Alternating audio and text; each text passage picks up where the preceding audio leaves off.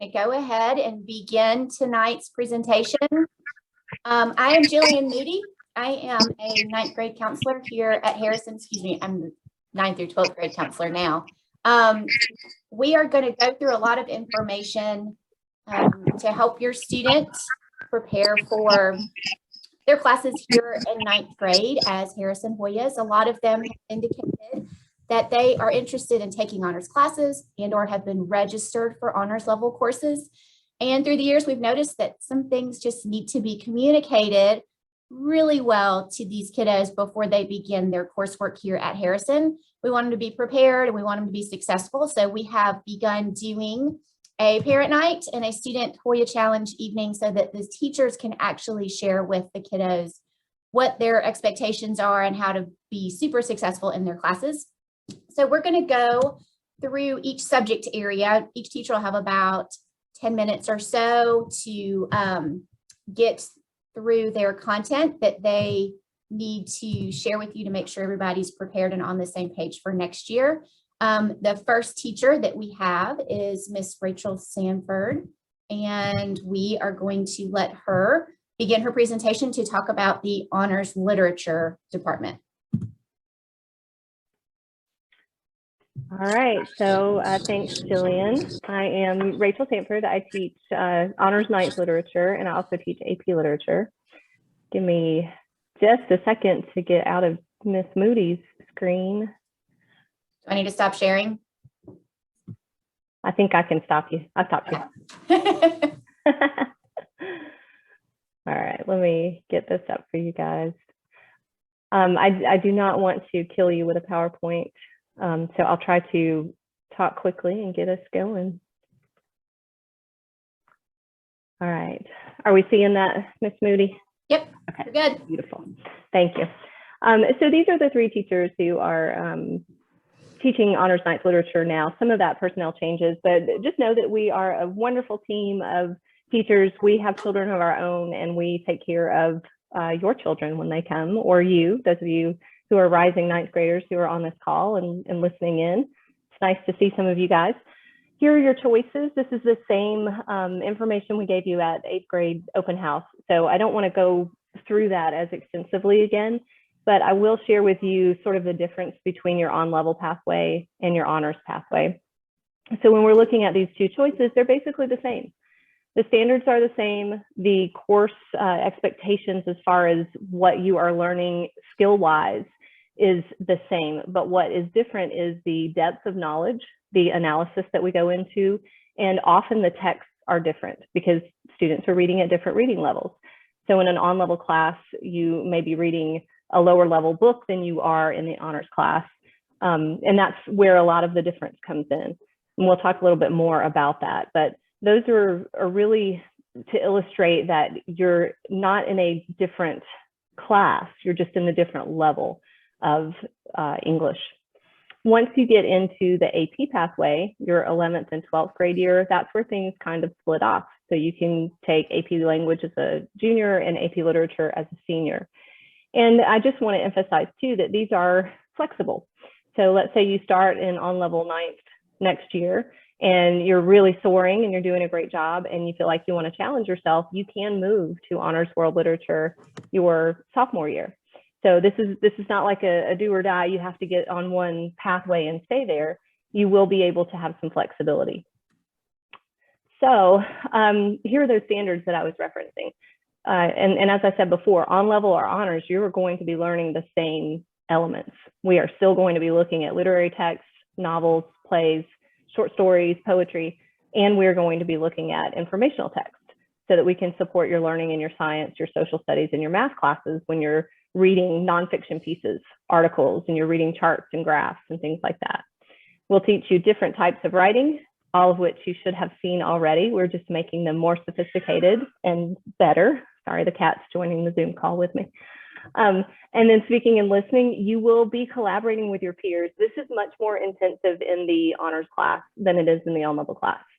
So you do have group situations where you're having conversations, you're working out problems together. The teacher is more independent in that way, where we're kind of on the side helping you solve those problems on your own. as opposed to giving you all that instruction on the front side. We like to let you be creative and discover. And then we're there to help you, and we're there to make sure that you can meet that challenge successfully. And then everybody's favorite conventions are there too. So we need to talk a little bit about grammar in just a second, because that's often a question we get with how prepared a student is for the honors level class. But those are the skills. And here's the word about grammar. This is a lot of teacher jargon here, but if you see the standard, this stands for English Language Arts, Georgia Standards of Excellence, and this is kindergarten. And so this is a progressive chart that goes all the way down to 9th, 10th, 11th, and 12th. So with grammar, this is really a breaking point for on-level and honors students. Honors students, all of you have, whether you're on-level or honors, have been introduced to every one of these standards until these last two before you get to us.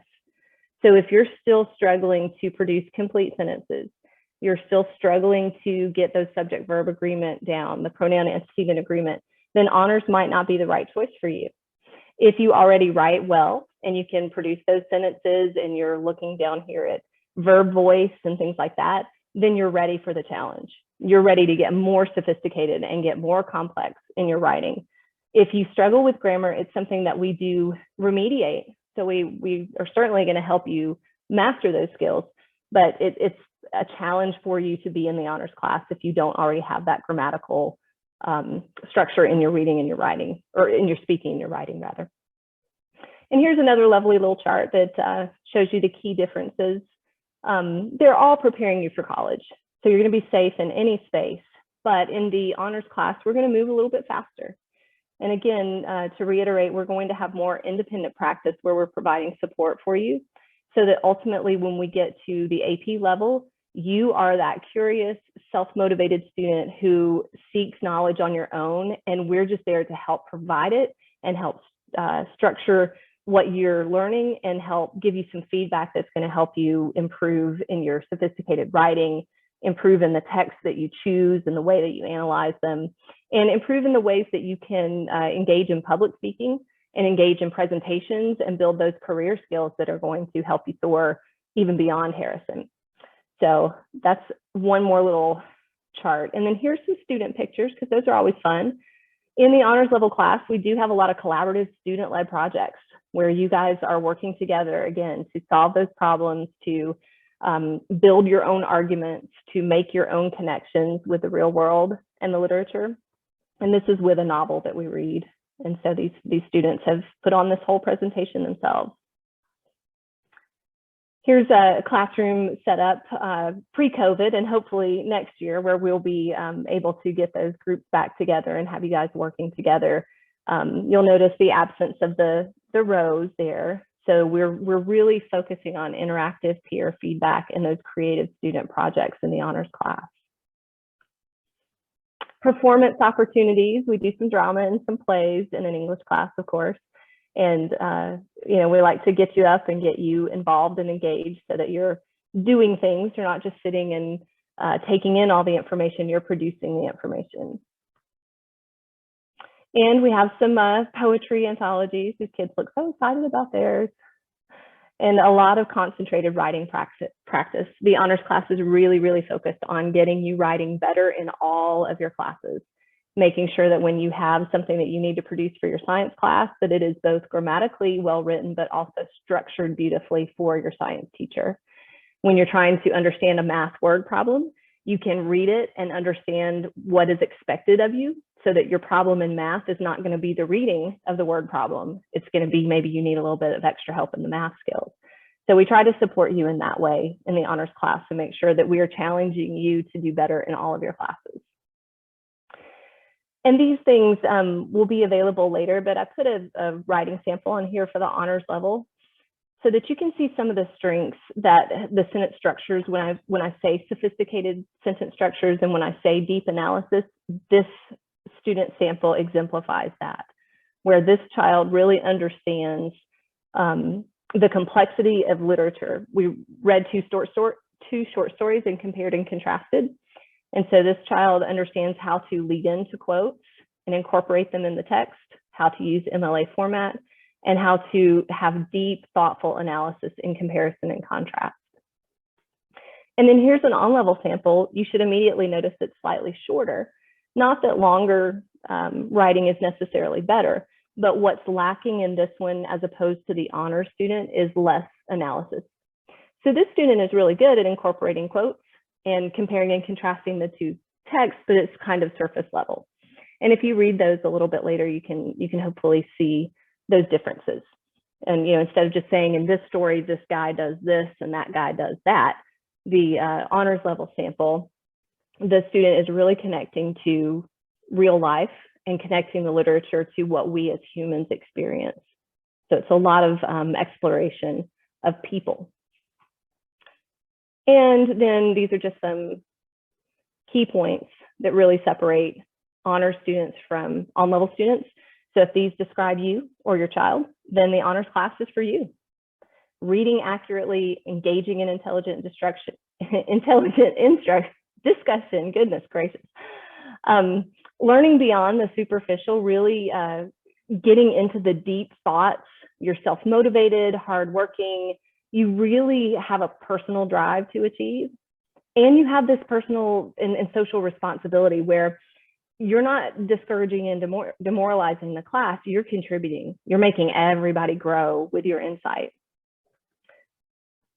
You can accept the constructive criticism. This is hard sometimes for honors level students, that a B might be might be a good grade if you're challenging yourself and you're really stretching. Having patience, that you can accept those unresolved questions. A lot of literary thought is philosophical. It's thinking about what we think and feel instead of someone telling you how to think. Again, the grammar is important, and organizational strategies for you personally. We're talking about study skills here. If your child or you are the person who the book bag is just full of crumpled up papers, and so when it's time to turn in your paragraph for English class, you're digging through the whole semester worth of papers, then honors might not be for you. If you have your binder all tabbed out and color coded, then that's an organizational strategy that would make you successful. So just think about some of those qualities when you're considering challenging yourself. And love of reading. I mean, guys, in English class, if you don't like to read, it's a challenge. If SparkNotes is your idea of a good book, it's a challenge. But we can impart that passion for reading on YouTube. We do try to choose some really good texts that engage you and make you happy. And here's one more element to just kind of show you, comparing and contrasting what those levels are. All right, and we do support you, have lots of things in place. So if you're ready for the challenge, you are not going to be alone. You're not going to be expected to do things completely independently with no help. We are very much about helping you meet the challenge, and we have a lot of things that are already in place for that. So there we go. And if you're interested in summer prep, like everybody wants to know what the summer assignment is, it's number 2 on this list. So you're just picking a nonfiction book that intrigues you and you're reading it, and that is pretty much it. Everything else on the list is enjoy yourself, spend some quality time, read things that we as English teachers, we have the secret, we call them texts, and other people don't necessarily believe they're texts, but read TV shows, news articles. We even have a class, you might have seen in the chart, honors dramatic writing for film and television. So when you're a senior, you can learn how to write TV shows and movies. So English is a lot more than just grammar exercises and reading boring books. We try to make it exciting for you. And that is all I have for you guys.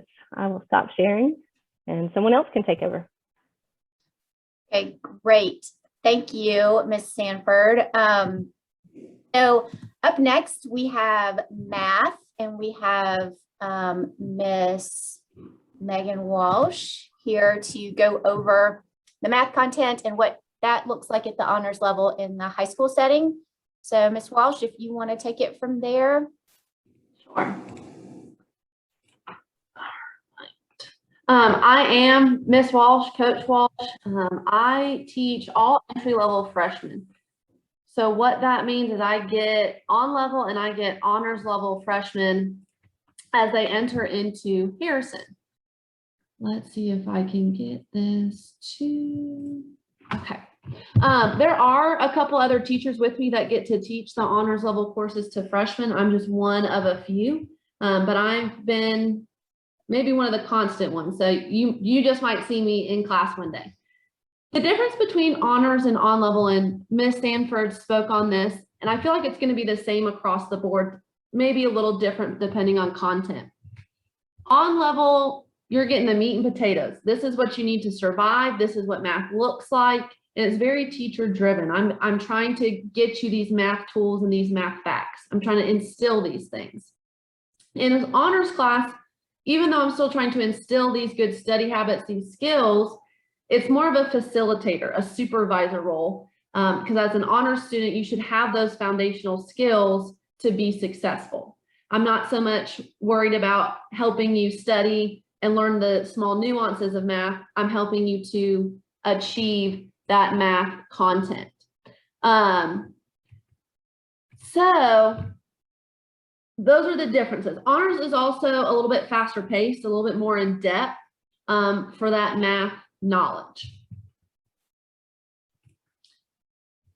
Support. So when we talk about math supports, both levels, on level and honors, receive the same support. One's not heavily supported than the other.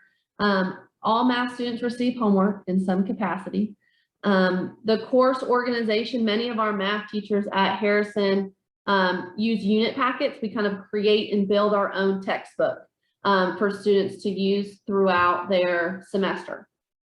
The content in an honors level math course demonstrates more mastery, a higher level of mastery.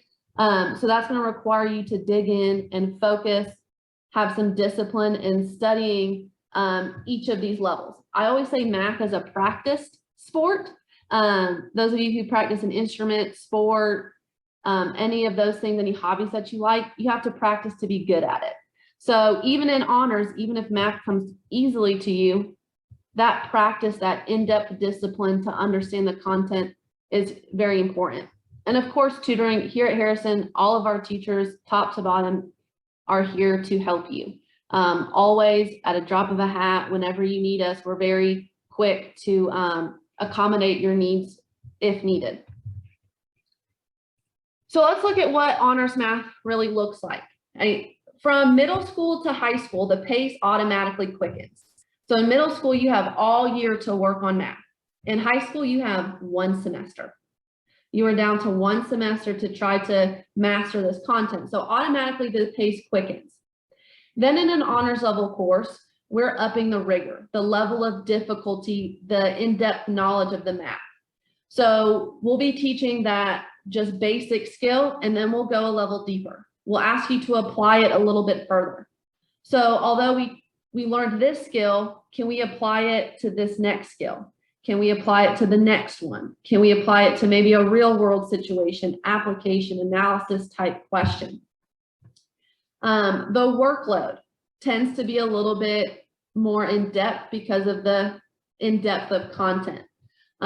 More practice and homework are going to be involved. Maybe not necessarily assigned by a teacher, but in order for you to master that content and feel comfortable with the pace and the level of difficulty might be increased from middle school into high school. And then balance. I think a big thing when it comes to honors level courses in high school in general is that time management piece. If you struggle with time management, maybe you rethink honors because of that workload and how much we ask and require of you to participate in these courses. So managing your time, scheduling out daily time to review this math and to be good at it is going to be a very huge skill to find success in an honors math course. And what we really care about is what we will take, what honors level math courses we have. So here's where you'll enter in. Most likely, if you are attending this and are interested in honors math courses, you're entering into this honors level track. Okay. Some of the popular questions I get in these meetings is, well, how do I jump tracks? How do I hyper accelerate myself and move into other things? Well, there's a couple of answers. If you're starting in on level and you really love math and you think you can do honors, you have to start here in algebra. Then it's based on teacher recommendation for you to jump into the next track. If you are in this honors track already, this is your course sequence. But if you're looking to take more AP math classes because you just love math and you just like it, you're good at it, you're willing to put in the work, you're trying to do something in math, you're going to have to do what we call double up. You'll have to take a math course each semester to try to get up to this Georgia Tech math class. Okay, this Georgia Tech math class is a really awesome opportunity that we get to offer our students at Harrison. Now, just because you get to take all of these courses and jump into this track doesn't guarantee your position in this Georgia Tech math class. The Georgia Tech math class is an applied class, meaning you have to apply to Georgia Tech, get in, and then you have that spot in that math course. In order to get there, though, you have to successfully get through AP Calculus both semesters. AP Calculus is a year-long course. So again, to move into from one honors track into the AP track, you're going to have to double up math courses, meaning take a math in the fall and a math in the spring. If you're an on-level student and math really is your passion and you didn't get to take accelerated in middle school, your jump into these honors courses is based on teacher recommendation and how successful you prove yourself to be in this on-level algebra course. Before I leave you, I wanted to give you some quotes from some of my honors students. I always ask them and are curious about straightforward student feedback. So one of the quotes, one of the things that a student told me is honors isn't for everyone. And I think that is a very bold and very honest statement. And having been a Harrison graduate and sat where you sat and maxed out my honors and AP classes, I agree. I encourage my students to take honors classes and things they love and things that they're passionate about, because then working at those things isn't as difficult, isn't so burdensome, and you find success and you continue to grow in those areas. If you just like challenging yourself, that's awesome too, but just know that it's going to require some hard work. And maybe like Miss Sanford said, that B is the best B you've ever earned in your high school career. Another quote is that, here it is, that A's and B's just don't fall into your lap. Okay, so again, from middle school to high school, the biggest jump is time management, pace, and study habits. And in an honors math course, those study habits are going to be huge. Maybe in middle school, you're like, oh yeah, math is easy. I'm just going to walk in and ace this test. Honors math, these tests are challenging you. They're pushing the limit on how you can apply these skills you learned into some more harder analysis type questions. So not studying or blowing off tests, you're not going to make those A's and B's necessarily like you maybe did so effortlessly in middle school. It's a challenge. Honors is such a privilege and an opportunity to challenge and grow yourself. It's not a given. The last one, and a very honest quote again, is the pace of the class moves more quick than middle school math classes have. It takes more time to study due to how quick we move in class. If you do not study and pay attention in class, you're not going to pass. A little dramatic, but trying to prove a point. The tests are also going to challenge you more. If you're in honors, honors is meant to be challenging, so never doubt what that test will throw at you. Always be prepared. So if you choose this, if honors is your thing and you're a math whiz, I will be happy to go on that honors math journey with you and help you in any way that I can. And I appreciate your time in attending this honors night tonight. Thank you, Ms. Walsh. All right, up next, we have, I believe, science with Doc Schomer to go over the science curriculum and honors science courses and the AP curriculum that we offer. Are you guys ready? Well, We're ready. Before I even say anything, I'm gonna pull a Miss Sanford and kind of do a little bit of an English lesson before we even talk about science. If you guys have been paying attention out there in Hoya land, you probably don't need me to tell you some of the characteristics that it takes to be successful in an honors class. Because if you've been paying attention, you've heard some things over and over again about being organized and time management and being able to be independent. So the cool thing here is I won't have to say those things because they've already been said. So I'll just kind of get right to the science and let you guys kind of ask questions possibly if you have any questions for me. So I'm going to go ahead and begin this science presentation. My name is Dr. Scott Schomer, and I've been teaching here for quite some time. Oddly enough, our first class that we offer every freshman is honors or on-level biology. And biology was my degree in college, and I've never taught it at the high school level. Go figure. But we do have some really fantastic teachers here at Harrison that are great at the on-level biology and at the honors biology. And so as you heard Ms. Walsh and Ms. Sanford mention, basically, if you want to be successful, and really it's not just successful in an honors class, I really feel like it's successful at the high school level.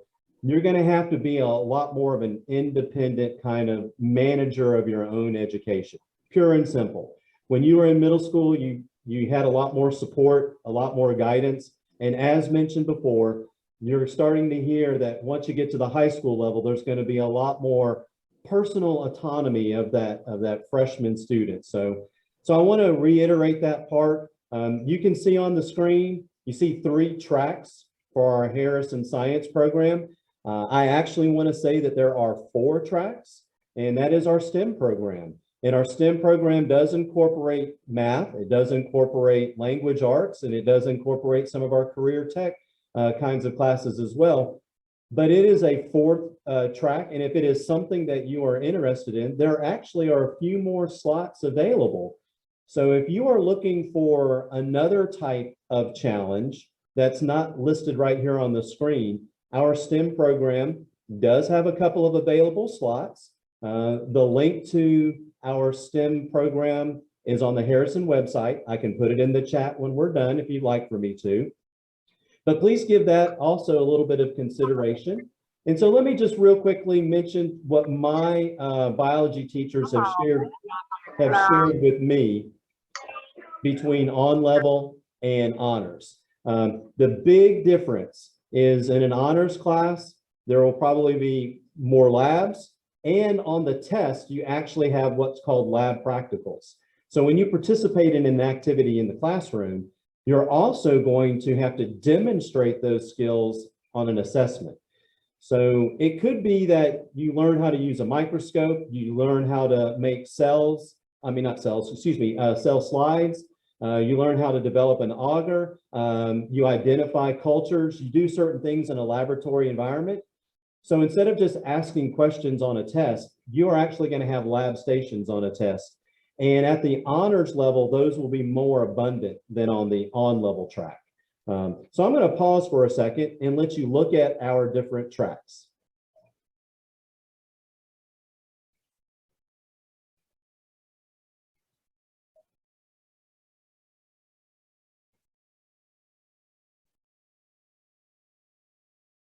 So one of the things that you probably see is there's a pretty fluid sequence of biology, then chemistry, then physics, and then some kind of elective at the end.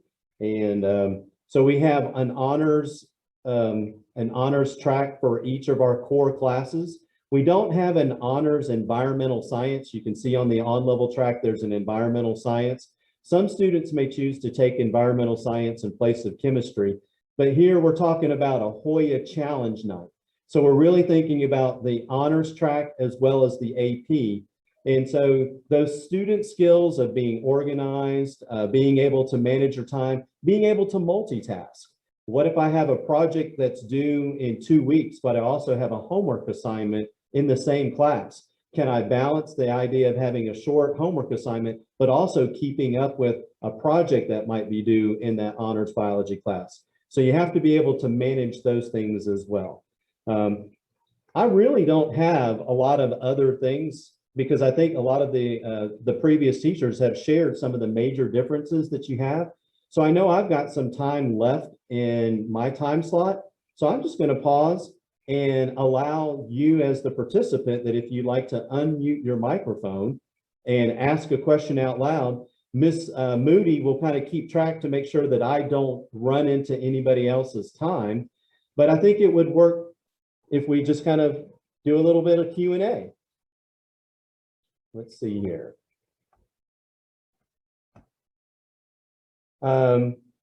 So Ms. Moody mentioned that the STEM scheduling is going to be done by your counselor in the summer, and that's true.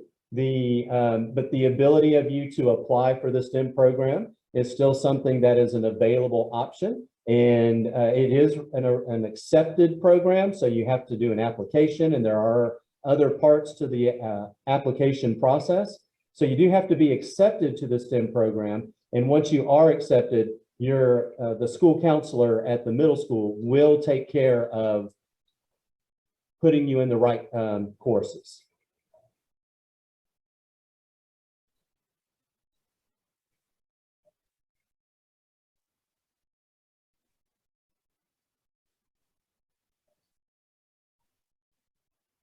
So as you're pondering a question to ask, one thing I will say to you in terms of what happens after biology, notice that chemistry and physics come next.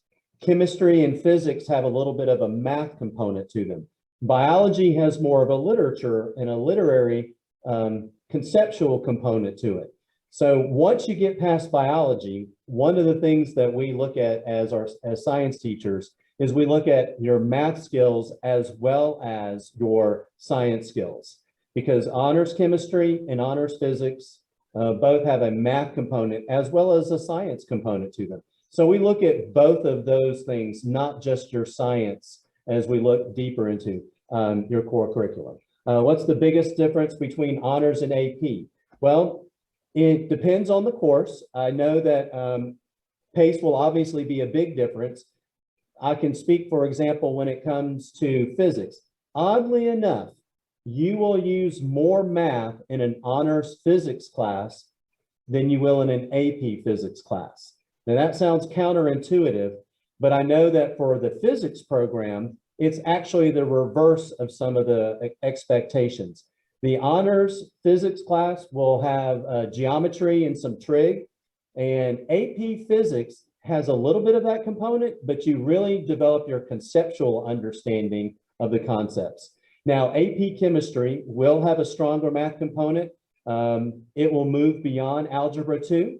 So if you are in honors chemistry, algebra 2 is actually a strong algebra geometry background in honors chemistry is all that's necessary. Algebra 2 is beneficial, but not required. So the math component is a little bit more challenging for AP chemistry. For AP biology, you're going to do a lot more labs, a lot more in depth, and you're going to have much more formal lab write-ups when it comes to an AP biology versus honors biology. All right, and don't forget, Miss Moody, you're keeping track because I'm starting to get questions in the chat here. Let's see, if you switch levels, you may switch levels, and what we typically try to do is we try to keep you at a level that's appropriate for you. In other words, let's say that I have an honors chemistry student who's making an A in honors chemistry. We're going to recommend that student stay at the honors track. We typically will only recommend someone move down a track.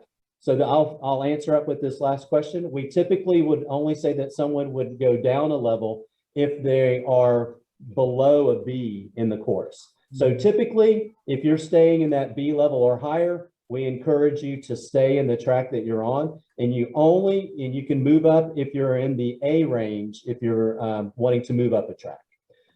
So that's my time. Again, my name is Dr. Schomer, and feel free to go to the Harrison website, send me your questions to my email, and I will respond with the best that I can. Thank you for your time. Thank you.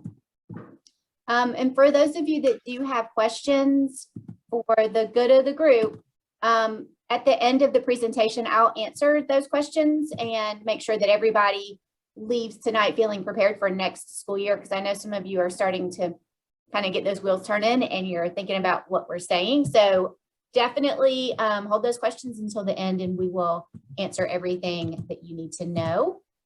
Up next, we have Mr. Logan to speak with us about the social studies content. Thanks, Miss Moody. Guys, welcome in. I'm happy to be here. I'm jealous of Dr. Schomer. Their tracks are so logical. The scientific minds.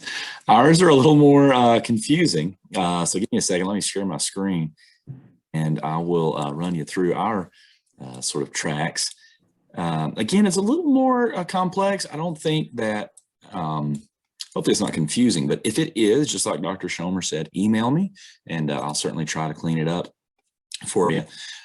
Basically, there are 2 honors options for freshmen at Harrison High School in social studies.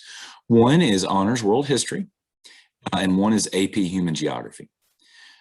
Again, Dr. Schomer, Ms. Walsh, they covered it pretty well. I want to start at the beginning though, just in case anybody just joined. The key difference between honors world history and AP human geography, and really any honors class and any AP class in social studies is, the amount of material covered, the pace with which the material is covered, and ultimately the key difference is at the end of an AP course, you get to take an AP exam. So if the student is successful in the AP exam, they potentially, most likely will earn college credit. Different colleges have different credit granting policies, but the vast majority of schools will take scores of 3, 4, and 5 on any AP exam. Okay, so that's the key thing to remember as we go forward. Again, I said ours was a little more confusing, and I wasn't kidding. It's because we have so many options. There's a lot of social studies electives, and so if you're a student or if you have a student who's interested in social studies, it can be kind of maddening, all the options you have. Okay, so as you can see, if you're on level, it's pretty straightforward. You're going to start world geography, you're going to move to world history, into US history, and then your senior year, you'll take a combined and econ course. This is about the Hoya challenge here though, right? So you guys are here for honors. If you are on an honors track or an AP track, you can choose to take honors world history or AP human geography your freshman year. Then your 10th grade year, depending on where you started, you would, take the opposite course or take the other course. The main question that I get from parents and students is, okay, if I want to be in the most advanced social studies track, if I see myself or my student as needing the biggest challenge, what should I do? Well, in my opinion, they should take AP human geography their freshman year. It's not because it's any harder. It's not because it's easier. It's really neither. It's a very different course. It's that by doing that in their 10th grade year, their options become a little clearer. All right, and let me kind of show you why. And again, I may lose some of you here. I'm going to do my best. I've certainly lost many kids in this process, but I'll try. So if you take AP Human Geography your freshman year, you will then have the option for me or Ms. Holly Reason, who also teaches AP Human Geography, to recommend you or your student into Honors Humanities or Honors World History. Now, Honors Humanities is a really cool class. It basically combines 3 courses into 2. So your student will be for a whole year taking AP World History, Honors Art History, and Honors World Literature.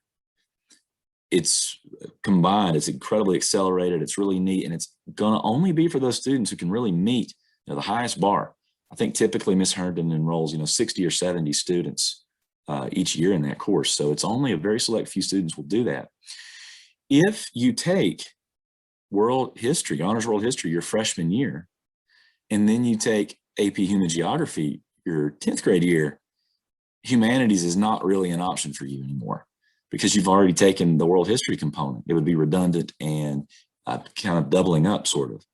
So in my opinion, and given the reason that I just explained to you, if you have a student that considers themselves just a crack social studies student, they should probably go to AP Human Geography their freshman year. There are many exceptions to that. Maybe a student thinks, well, I don't know if I'm ready for the AP curriculum, so I want to try an honors course first. And so they take honors world history. Freshman year, move into the AP Human their 10th grade year. That's certainly an option. I will say I solicited some student opinions today, and they almost universally said they actually think honors world is harder than AP Human. So I don't know that that logic holds actually. So again, I know it's confusing, but really to break it down, take AP Human if you think your student is the most advanced social studies student. Take honors first if you're not quite sure and you want to feel it out. Okay. With that said, I'll kind of leave some of the cool electives that we have for your students to discover as they go, through their career here at Harrison. But basically, if they are interested in social studies, they'll find a place. All they have to do is state a preference, let their teacher know, and their teacher will be able to recommend them into whatever course it is they want to be recommended into, as long as the teacher thinks they're capable of doing that. Okay. Moving along here, I want to give you some more details, maybe help you make your choice about honors world versus AP Human. So in honors, you're going to have lecture. That's typical of any social studies course. You're going to have class discussions, group work, read primary sources, watch documentaries, look at maps, and complete projects. You're going to have homework, pretty regular homework. And the kind of key difference is you'll have reading quizzes. I think this is what students are referring to, and they think honors is more difficult than AP Human. We don't have reading quizzes. In AP Human, we have vocab quizzes. You'll also have all sorts of other activities for homework in honors world history. You'll have a pre-course assignment. Ms. Herndon hasn't decided what it's going to be yet. It's still a little early for that. So if you go to the Harrison website and go to her blog, later on in the summer, she'll have that posted for you. That's her blog, but again, it's probably easier to get there just through the Harrison website if you want to check that out. And here are the units, again, pretty standard. Nothing different than any other world history course really in the country. It's incredibly diverse, incredibly interesting, and as you can see, a lot of material. It's sometimes shocking how much material they cover. The typical grade breakdown is right here. You can see that this is probably a shock to many students, but a B is the typical score. Many of these honor students are used to making all A's. Certainly an A is an achievable score, but they should expect to have to work. As Ms. Walsh and Dr. Schomer pointed out, it's much more independent, much more self-paced, and it's going to require effort and sustained, dedicated attention in order to earn that A that they all want. Again, just a little thing that Ms. Herndon included, 75% of her students said they didn't study very much to earn an A or the B. They just pay attention in class, didn't spend a lot of time at home. Let's really quickly, I think I'm just about out of time here, maybe 2 minutes left. I want to overview my course, AP Human Geography. I do teach on-level world history, but I primarily teach AP Human Geography. So it's all, the first question I guess I usually get is, what is it? What is human geography?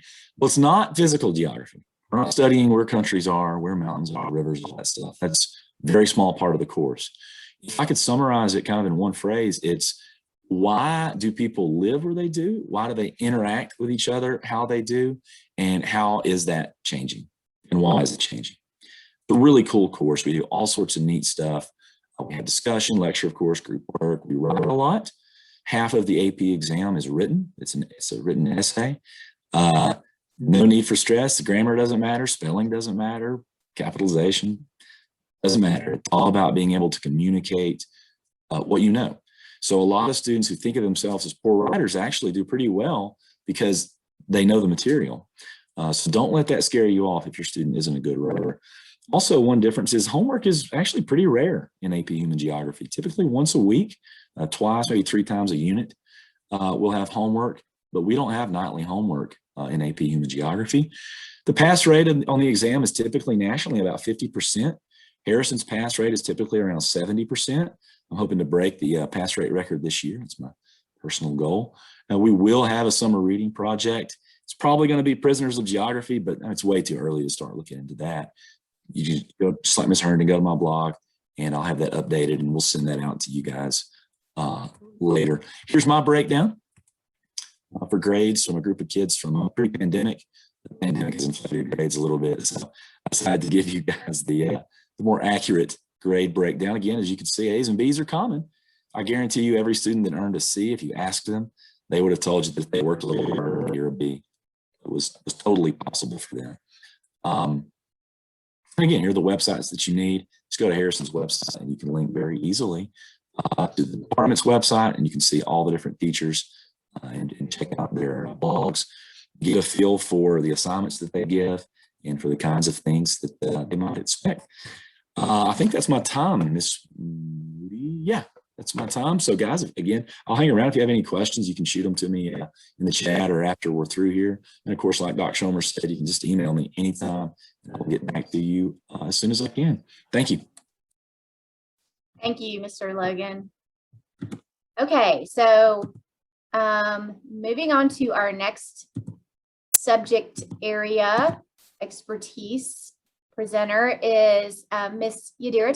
She is our World Language Department Chair, and she teaches Spanish, and she's going to speak with you about Honors Spanish 2 and how that compares to an on-level Spanish 2 course in the curriculum beyond that. Hello, everyone. As Jillian said, I am Miss Thomas. I am going to go ahead and share my screen with you and go through this. Let's see. Okay, here we go. All right, so this is our course sequence. So obviously you start off with Spanish 1, and then depending on how you do in Spanish 1, we place you in either Spanish 2 or Spanish 2 honors. Now, what I want to talk to you guys about is the difference between taking Spanish 2 and Spanish 2 honors, and how Spanish 2 honors is actually going to be so much more beneficial for you if you are one of those kids that wants to continue all the way through. I taught pretty much all of these. Like first semester, I was doing Spanish 1. I do Spanish 2. Right now I'm doing AP Spanish Lang. I'm doing AP Spanish Lit as well this semester. So I'm familiar with all these courses, so that way I can talk to you guys and pretty much tell you a little bit about them. So as you can see, the order, okay, pretty easy to follow. So I was actually asking my kids today that are in AP Spanish Lang, what they really thought about Honors 2 and how that helped them to actually get all the way to AP Lang and AP Lit. Okay, so basically what the kids were telling me, here's the thing. If you guys notice, after you take either regular Spanish 2 or Spanish 2 honors, you are going to end up in Honor Spanish 3. So again, if after Spanish 2, you want to continue, whether you took regular Spanish 2 or 2 honors, everything after that is going to go to honors. And then after 5, it goes to Lang and then Lit. So what does that say? If you take Spanish 2 honors, obviously, as everybody has stated, you need to make sure that, you know, you're studying every night, you're reviewing the vocab. It's another language. So as you know, whatever you learn from Spanish 1 is going to carry over. Everything carries over. So the grammar and the vocab from Spanish 1 carries over to Spanish 2. Spanish 2 and 2 honors, it has so much more grammar. You have the past tense. We start talking about imperfect tense, where in Spanish 1 it's just the present tense. Now, because Honors 2 obviously goes at a faster pace, we actually do cover more material in Spanish 2 honors. So what happens is we actually, at the end of Spanish 2 honors, we pretty much start getting into the imperfect tense, where regular Spanish 2 doesn't even get the opportunity to actually do the imperfect tense. So the kids that have taken the honors class are pretty much more prepared. They know about the rigor. They're into the habit as far as like the way that we do the presentations, what it takes. Like we do grading on an AP scale. And so at that point, we start with that AP scale in the honors course because we want those kids that want to continue all the way to AP Lang and AP Lit to get used to what an AP rubric is going to look like. So with that being said, I asked some of the kids today, and they said that for them, the biggest thing for them for honors 2, because again, it's such a change from Spanish 1, is that the day that you get your vocab, immediately you have to start memorizing that vocab. You have to start breaking it down. You have to do whatever's easiest for you, whether it's Quizlet, whether it's writing the Spanish word on one side of a note card and then the English word on the back. But I had a few students say, oh my God, Miss Thomas, please make sure that you tell them, do not wait till last minute to learn that vocab. Because again, there's so much grammar to it that it's the first thing that we teach in every single unit is the vocab. So you want to make sure that you master that so that then you can go on to master the grammar. If you notice, it says students who successfully complete Spanish 2 honors will be prepared to enroll in Spanish 3 honors. Now, upon successful completion of Spanish 2 honor, students will have earned an extra 0.5 quality point toward their GPA. And again, because honors 2 covers more, I feel like it really does help the kids that want to move up to honors 3. And they're just a little bit more ready. Now, we obviously do a lot of presentations. The kids have to do a lot of memorization. We do a lot of projects. We have a website. I'm sure that if the kids that are already in Spanish 1 are pretty used to VHL Central, we continue on with VHL Central. But like I said, here's some, like 15 minutes. I tell the kids, even if you do not have homework in the class, like we don't physically give you homework, you do have homework, and that is to study your vocab, study your grammar points. You want to make sure that you push yourself so that you can get, as fluent as you can in the language. We actually, in honors 2, something that we try to do is incorporate more reading, not just like a reading from the actual textbook, but we do try to incorporate outside readings. So there might be a story that the teacher will pick. So that person, whatever teacher it is, like they might pick a different story depending on, what unit they're talking about. And it's almost like extra enrichment that you're going to get. So the great thing about honors 2 is that you're actually getting extra vocab on top of the vocab that you're already supposed to learn from the actual book. So it really does help you a lot. And again, just like an example, the kids would have to, for example, they create a picture, a description about themselves, and the picture that's on the left, that would be the only visual that they would be able to stand up in the class and show. And then they would literally just talk about all that. What does it represent? Maybe like the tree that's at the top, what does that represent to that, particular student?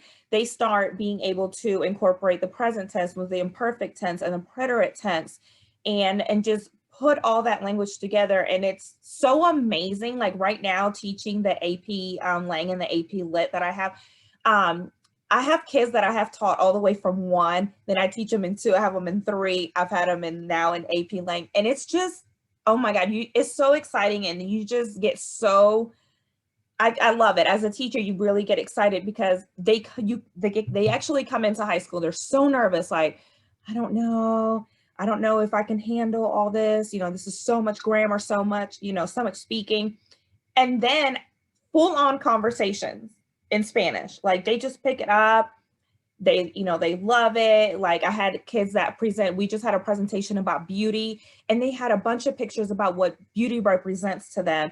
And they only had a picture, and like someone had a picture of their house, and then there was another picture like their mom drew of their family, and it was like how the family had like the kids inside, almost like a bubble thing. And they explained all this in Spanish and how it meant like the protection of the parents and the relationship between them. Things that when the kids first come to high school, they're like, I'm never going to be able to say all that stuff. And, they get so nervous. It's just so amazing to me to be able to see their progress. But basically, that's pretty much it. I just want to let you guys know that it really is extremely beneficial to start off in that honors too, because if you do want to continue on, you're just going to get that extra vocab, that extra grammar, to get you a little bit more prepared than if you did take just regular 2 and then went to 3. So if there's any questions, I would love to answer them. Let's see. I'm gonna stop sharing, Miss Moody, and then I'm gonna look and see if we have any. Can you see the chat, Ms. Thomas? Yes, I see Couple it. of questions. Okay. Okay, for honor Spanish, is there a minimum score that they need to have minutes? Okay, so for Spanish 1, the kids that are in Spanish 1, we actually, for the middle schools, Ms. Moody and I did send placement tests because we wanted to see, it was a test to see how well they could actually do in an honors course. So basically, the kids that got an A, we actually placed them in honors 2. And so that's how we went about doing that.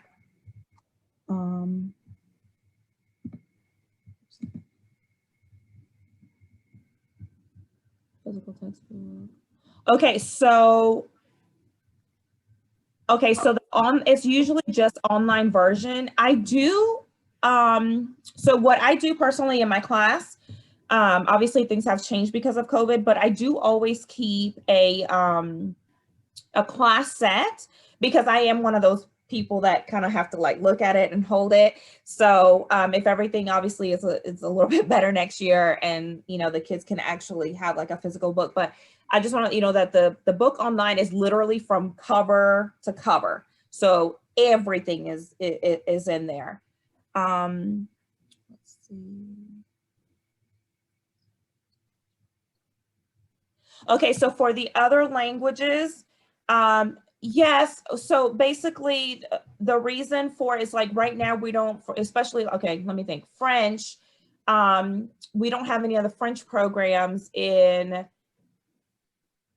the middle school. So what we did was, and you can correct me, Ms. Moody, at any point, like if I say something that's not accurate, but the reason we didn't send those tests is because they are actually going to start with French 1 in the as a freshman. And so we have 2 French teachers. So they would basically do the same thing. They would do a placement test then, and then they would go to French 2 honors if they meet the requirements. Other languages, we also have German. Okay, right now, as far as German, we have 1 German teacher. And so we're still in the process of really developing that program. And because it's just her right now, we don't offer all the way to AP like we do in Spanish and in French. So right now it goes up to 4 as of right now. And then maybe for next year, depending on how many students she gets to sign up, we might push up and do a 5. But right now for German, it only goes up to 4. Ms. Thomas, I'm going to stop you so that we can move into the rest of the presentation. Answer these questions at the end, but I want to say thank you to all the teachers that are here with us this evening. I know it's a beautiful evening outside, and I'm sure you have family stuff and practices and kids stuff to go to, so I appreciate y'all's time. We're going to move forward, and like I said, at the end of the presentation, I'll answer questions in the chat, but I wanted to make sure that we covered just some of the whys about these honors and AP classes, because it is important that we challenge your students and we prepare them so that they have lots of opportunities to choose from once they walk across that graduation stage, and it will be here before you actually know it. 2025 sounds super far away, but it'll be here in the blink of an eye. And what these honors and AP level classes do is they help your students score higher on those ACT and SAT scores. it gives them a more in-depth knowledge of content that they might be super interested in. It might give them firsthand knowledge about a career path they're interested in.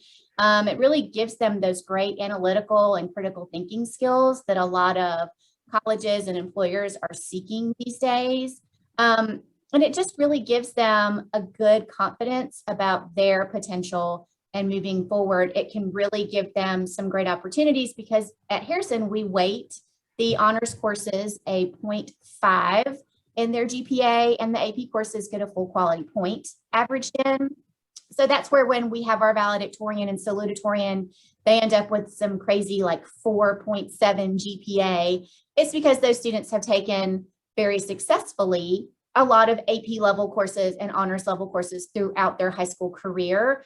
And with that high GPA, they just are a more well-rounded student, and they have a lot more analytical and critical thinking and application knowledge that really, really gives them some great test scores and great resumes. So I know, like I said, it seems super far down the road that your kiddos are going to be leaving us, but their college application will begin in August. That is the stuff that's going to start building their transcript that they will send to their employers, to the colleges, to scholarship committees, to the military, wherever their next step is. That actually begins in August. And one of the questions that we get a lot on this evening and leading up to students entering high school is, why take these AP classes? What's going to get my kid into Georgia? What will guarantee my students competitive for Georgia Tech? And unfortunately, there's really no concrete answer to that. But we have created a kind of a cheat sheet for kids and parents to look at. And it's in our virtual offices on the school counseling page. If you click on our Bitmojis, it goes into our virtual office, and on the bookshelf, it has lots of links to super helpful information that you and your student will want to take advantage of once they become high school students. But if you look on the bottom bookshelf, bookshelf on that wall, there's a link for college admissions data. And we have created a super cool cheat sheet that makes it a one-stop shop for these kids, because it can be very overwhelming for them as freshmen to start thinking about colleges, because it comes at them so quickly and there's so much pressure on them. But we like for them to be informed so that they're making the best decisions for them as incoming freshmen with the information they need, that they're checking boxes to keep them prepared for what their next goal in life is. And one of the super helpful things on this is we went and researched the top schools that our Harrison High School students have applied to over the last few years. So across the top of that chart up there, it's got Kennesaw State, UGA, Georgia Southern, University of North Georgia. There's a lot more. I've just took a little snip of the chart to show you. And then along the side, it has links for them, information about requirements, how big the school is. The thing that I like to show kids and parents is when you're looking at colleges, and they'll probably start talking about this next year as freshmen, they're going to look at the requirements for admission. And I want kids to really notice on these charts that we put together, if you look at, for example, University of Georgia, the minimum test score required right here says math 440, reading 480, ACT 17. But if you come up here to the average freshman profile score, it's nothing like that. So the admissions requirements might say this, but you got to look at what that freshman profile actually tells you about that competition for the admissions into those schools. That'll really help you guide your student as they choose their classes for next year and the next 4 years, because you want to make sure that you start them on the path that is going to get them the opportunities that they've dreamt of since they were little, wearing the UGA cheerleading uniform on Saturday game day. But you also need to take into consideration that every student develops differently. And in high school, it's not like middle school where if you don't start in that AC curriculum, you can't ever join it. If your student's not ready for all honors classes or is only ready for one, Once we see that they've adjusted successfully and they're doing well in their academic courses, the teachers are really going to encourage your student to move up to those more rigorous classes when they're ready. So don't feel like your student has to do something that you don't feel like they're ready for. But definitely encourage them, do some research so that you know you're guiding them in the correct direction. We meet with students, and when I say we, I mean the counselors. We meet with them and parents in freshman year and talk about their graduation plan. And then we revisit them with their graduation plan and their parents when they're juniors. And a lot of times that junior year talk is a lot different than the freshman year talk, and that's okay. We just want to make sure that we are providing opportunities for these kiddos that's really going to give them what they're shooting for and what they're working so hard to accomplish. So one of the things I was talking about is the freshman profiles for colleges. And when you go to like Georgia Tech, this is their freshman profile. Just to give you a little peek into the competitiveness, they had over 45,000 applicants, and they ended up with just under 3,500. So it's really competitive. Here's Georgia. They've got a little more specific with the testing. I think what did I say? Their admissions minimum was a 460 math, 480. So like their average for just the regular students is a 1310 to 460. For the honors students, it's a 1480 to 1540. So it's very different what that class looks like versus what the minimum requirements are. So if your kiddos really have some schools they're already interested in and they're talking to their friends about them and they're not sure about their classes, have that conversation with them and just let them get on the websites and look. They're welcome to come see us. You know, over the summer, they can email us. They can talk to the middle school counselors. We're happy to help.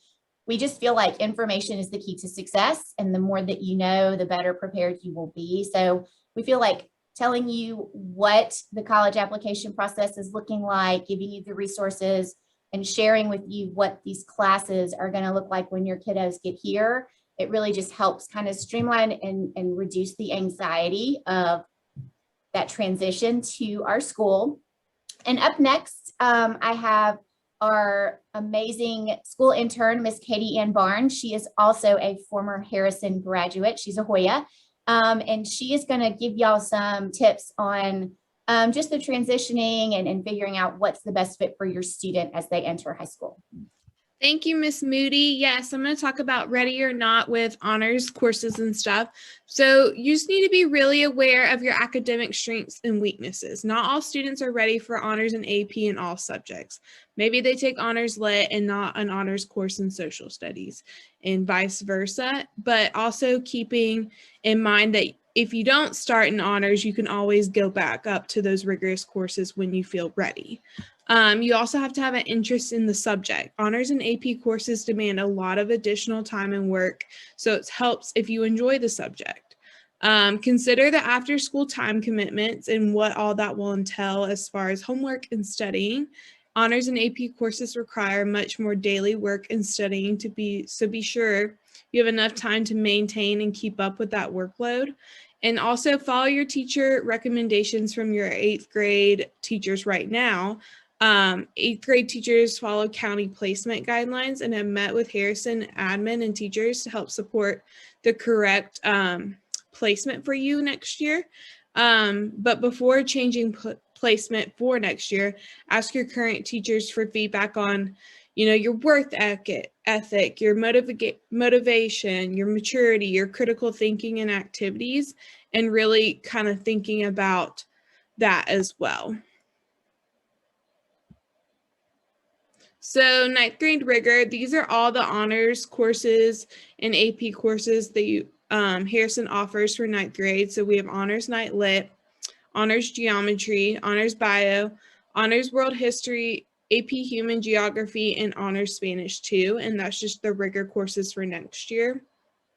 Parents, help your students with effective study habits, learning to balance and taking care of themselves, organizing their time, their materials, and learn how to find and use resources, and helping your students. This could be helping your students address an email, the hello, the body and the signature, and as well as going ahead and when they feel like they're overwhelmed or they do need tutoring times, reaching out to the teacher on their own and just kind of helping them kind of learn those skills to communicate and to reach out for help when they need it, and also to learn to self-advocate for themselves. This is like a big piece in high school, advocating for themselves and reaching out when they need it, but also trusting your students, but verifying that the information they are telling you is what they're actually doing as well. That is all we have information wise for you all. Miss Moody, do you want to open it up for questions? If for the greater good, if you have questions, if you have more specific questions, you can always ask your middle school counselor. But if you want to chat it or unmute yourself and ask questions, this would be the time.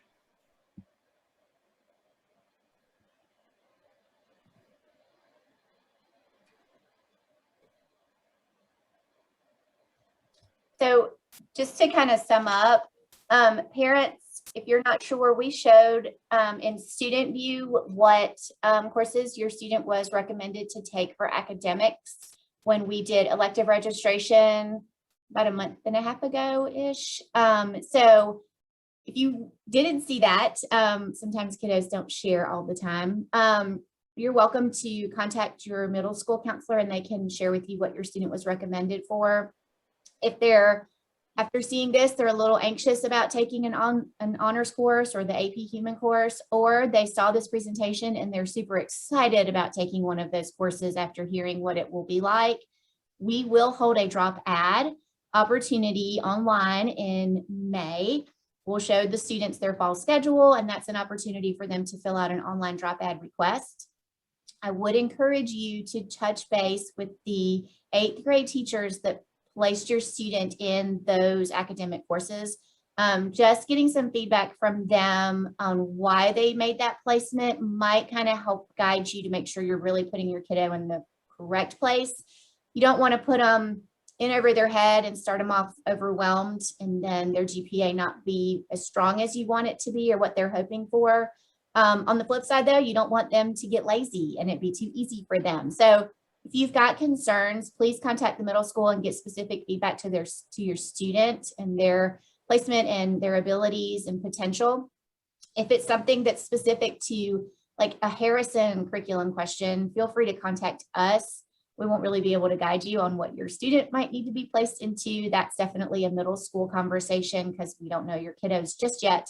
But we can definitely give you some feedback on what we've seen in the past and what we would recommend would be a good placement for your student. You got a couple of questions, Ms. Moody. You have, do all honors classes have additional points for their GPA? Yes. If it says honors on the transcript, it will give a 0.5 to the Harrison GPA. So if you take honors world history next year, you would get a 3.5 averaged into your GPA if you make a B instead of a 3.0 for an on-level social studies class. Someone else asked Ms. Moody, where do they go to find what courses they are registered for next year? So that was in Student View. I'm not sure if you can still see that when you log into Student View under, I think it's in course requests. If it's not, your student will be able to see that in Student View next month. We'll post their specific schedule for fall semester, and that's when we'll offer the drop ad period. So I feel like this evening gives y'all some time to figure out what sounds like a good placement. Y'all can talk about it for a little bit, and then if you think you need to make some changes, that May window for drop ad kind of comes in perfect timing. Someone else asked, is Honors 2 Spanish offered in the fall for students that took Spanish in middle school? I have not seen the master schedule just yet, so I don't know the answer to that question. They're still working on the numbers and how many sections and the teacher allotment, so I don't know the answer to that question just yet. Someone said, if not already placed in Honors Spanish, is there an option to request it? Yes, so that's where I was talking about the drop ad in May. If your student isn't recommended for that course based on their grade and their placement test, you can request it. I would just be real careful changing that placement, because the exam that we sent to the middle school students was the Spanish 1 final for our Spanish 1 students, and our Spanish 1 students that earn A's go into that honors Spanish 2. So we feel like if they've mastered that content and they earn the A, that we would expect our students to have, we automatically put them in there. So maybe just get some more information before you submit that request. I don't want them to not be successful, because they can always move up to honors Spanish 3 afterwards. We have lots of, I know Ms. Thomas said that it really does help them to be in that honors Spanish 2, but it's not a deal breaker. They can still get that better foundation at the high school level and then advance to the honors level Spanish courses down the road. Is that all the questions for tonight? That's all I see right now. We don't use the PSAT or COGATs or Iowas like the middle schools do for placement.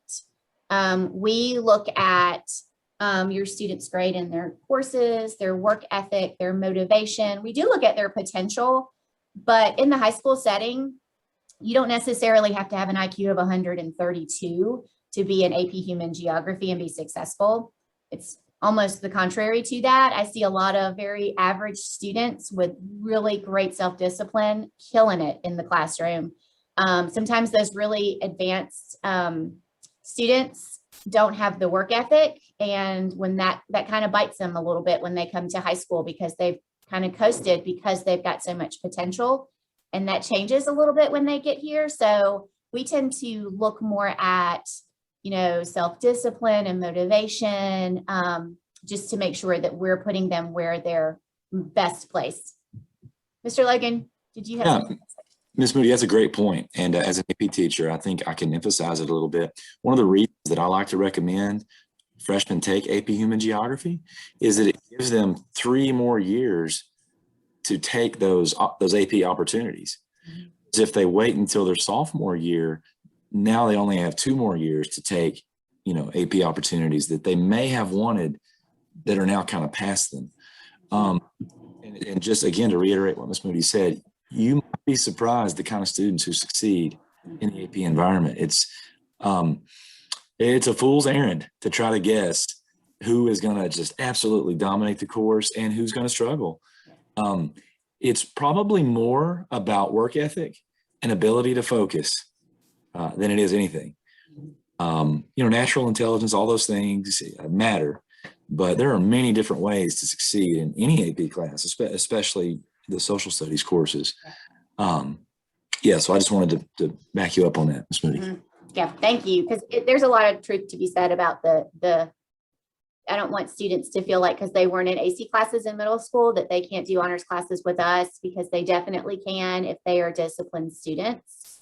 It looks like there's some, is there a difference between the honors bio in the honors tract and honors bio? Oh, no. So in the science chart, let me see if I can go back. Technology is not my friend. Let's see. So if we go back to the science, this person is asking, is there a difference between this honors bio and this honors bio? And that's the same class. Based on how you do in 9th grade honors biology will determine whether you go to honors chemistry, on-level chemistry, or the honors AP Chem combo course. But this is the same course. That's a good question. Even though they're in different tracks, that's the same class. Do you have to take the AP test? No, you have to register and pay to take the AP exam at the end of all of your AP courses. Hopefully you do that because you've worked really hard and we want you to get that college credit, and it's a lot cheaper to do that than it is to actually take the college course. So yes, you do have to register and pay for that. It is not required if you take an AP course at Harrison.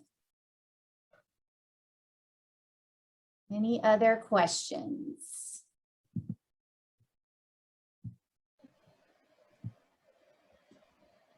Why would they make some AP classes courses easier than others?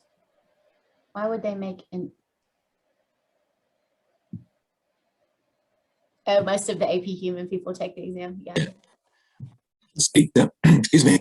I can speak to the scale of this question, Ms. Moody.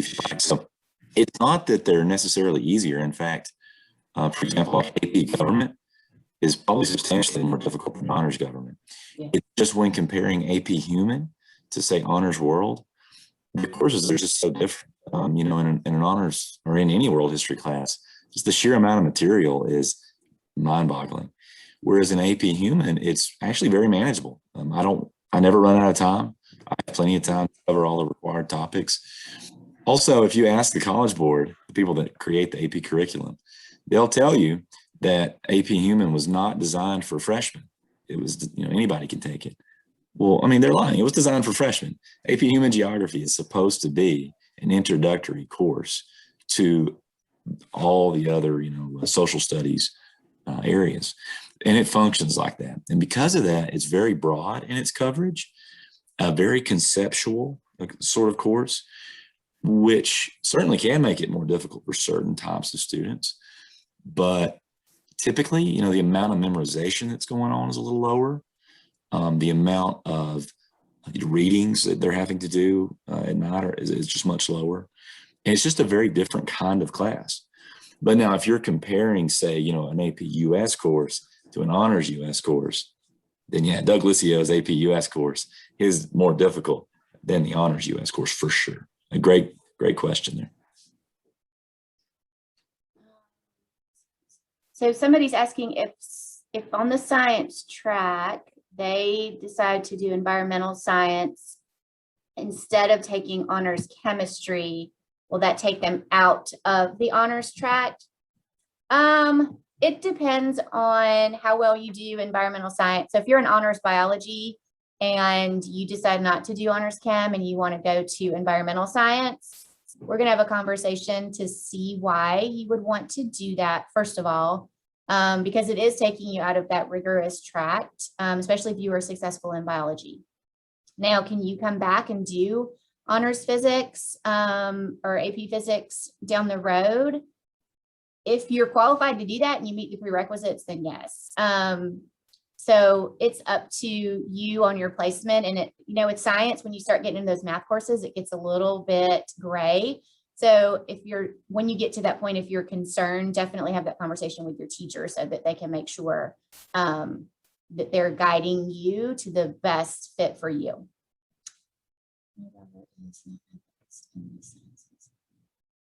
So in order to graduate, students have to earn 4 science credits. 1 has to be biology, 1 has to be physics or physical science, 1 has to be chemistry, environmental, or earth, and 1 has to be one of their choosing. So if your student is not a math-focused student, it's not their strength, you know, chemistry and physics might not be their favorite thing.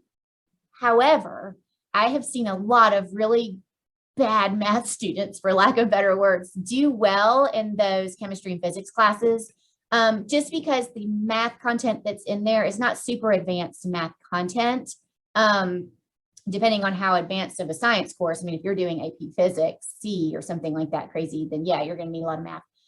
But the chemistry and honors courses are not where your student needs to be a super strong math student. We can get them through that very successfully if they're not great math students. We'll be able to gauge that once they do their freshman math course with us, because that biology course they take their freshman year does not have any math. It is very vocabulary based, lab based course. So it gives us a year to figure out what they're looking like in high school and what that math content is going to look like for them. If your student, okay, so if any of you kiddos out there are taking Spanish 1, Algebra 1, Physical Science, Art, let's see if I'm missing anything, or maybe you're taking a world language online. If they told you that it's a high school level course, like the Algebra 1 course, that will count as a high school credit on your transcript and count towards graduation. Now, if you are in an accelerated class, like accelerated 8th grade math or accelerated science or accelerated social studies, those do not count as one of your high school classes. It has to say high school physical science or high school algebra 1 on there for it to count as one of the classes for us. And if I think specifically this person's asking about maybe physical science, it would count as either physics or physical science.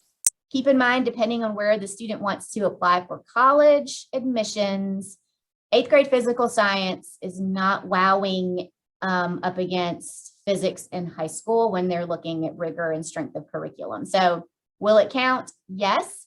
But depending on where your student wants to go, I would kind of check to make sure that they're checking all the boxes to make sure they're prepared. Any concerns with taking all honors AP in marching band? Well, taking all honors in AP freshman year while doing marching band is doable. Will your student have to sacrifice a lot of time on the weekends, possibly some sleep during the week? Yeah, they might. Marching band and football are huge time commitments, and adjusting to high school and taking all honors in AP classes, it's a lot. I've seen lots of students do it and they've just been rock stars at it, but it takes a lot of self-discipline. They have to really want to do it. And they kind of have to already have that self-discipline rolling when they come to our campus. It's not something they can kind of learn on the fly. The stress kind of sometimes gets to them when it all kind of starts piling up. So yes, it can be done, but yes, it is a big thing to tackle right out the gate. But I see kids do it every year. So it's a student by student situation, but it can be done. I would say as a parent, if you have to ever ask your student if they have homework done or if they've studied for a test, I would pump the brakes on doing all honors in AP right out the gate. You definitely want to make sure that your student is self-sufficient and already totally independently mastering what's required of them in the middle school setting before adding a whole lot to their plate and adjusting to high school all at once.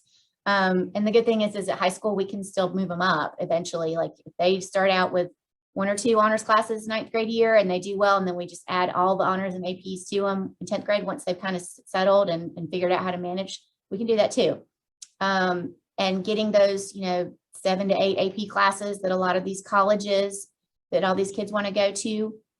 Social studies especially has a lot of AP electives that we can add in when they're ready for that. So please don't jump the gun and put too much on your student. I know they're all super ambitious and they all want to take all these classes, and we do want them to do that as well. But we don't want to overwhelm them and start them off on the wrong foot with their GPA. So make sure it's what's the best fit for your student. I do like that the marching band thing is so important. Get them involved in something in high school. All these honors and AP classes are great, and it does give them lots of opportunities, and it makes their transcript super competitive and test scores are amazing, but they need to enjoy high school as well. So I would definitely keep the activity and maybe just see what academically is going to work best for your student and then add to that down the road. The option of the part-time virtual for next school year, how does that work with your honors? Okay, so are you talking about the Cobb online school option for next school year?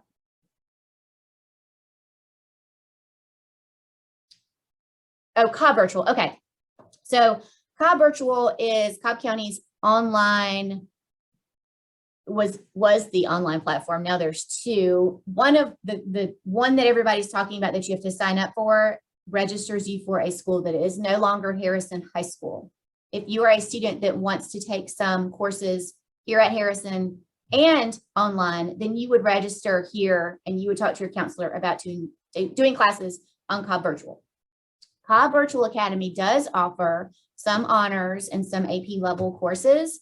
And that is definitely a conversation we'd want you to have with your counselor and your teachers, if that's something you're interested in doing. We have kids that do that.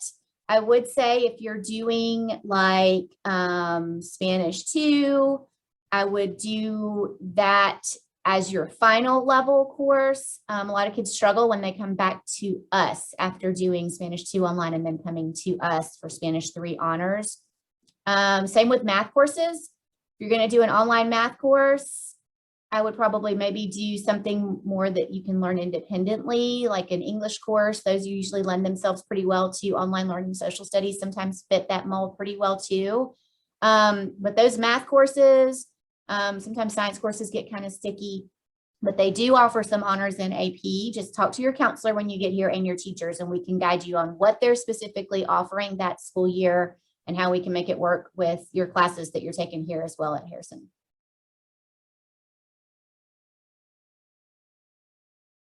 Anybody else?